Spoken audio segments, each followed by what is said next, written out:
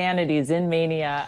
Zyn, as you explained, is the brand of it's the foremost brand of nicotine pouches that's out there on the market today. And this, as we described, is kind of the next vaping. Like it's basically a new form of nicotine delivery with arguably some of, fewer of the health risks involved. But I think what's most interesting about Zyn is that it wasn't, its makers didn't know it was going to be this big hit. It actually was originally made as one of these kind of nicotine replacement type products that have traditionally not been that cool, like nicotine lozenges or gum or toothpicks or, mint strips that you can dissolve on your tongue. This one just happened to catch fire culturally. And as you probably have, if you have heard of Zyn, then you recognize that over the last year, it has become really popular. And so what this story tries to get into is the social media aspect of it, the way that these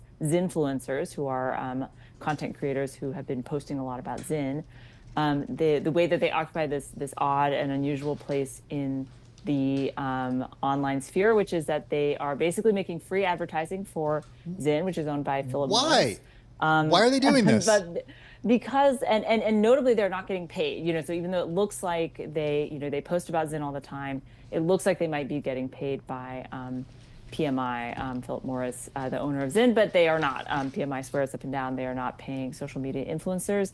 They're just doing it for the viral attention because Zyn happens to be something that is part of the hype cycle, the cultural zeitgeist right now. There's a lot to be gained from making Zyn content. So I spoke with Zynfluencers who are basically making free ads so that they can grow their following. But when you talk about the following, I mean, they're kind of all over the place, right? I think you say in the group, various groups have called dibs. Post-college frat guys, hockey bros, conservative pundit Tucker Carlson, even Wall Street analysts with 100-hour work weeks and contrarian-minded Silicon Valley founders looking for a nicotine productivity zing without ever stepping away from their desk. I mean, a lot of folks look to be tapping into this.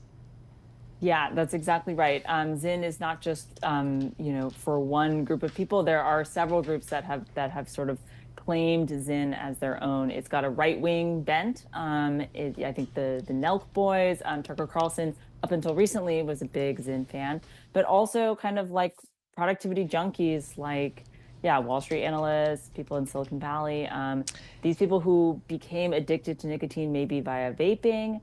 As I was going to ask you, is it Juul 2.0, 3.0? Is this kind of the next, what is this, next step?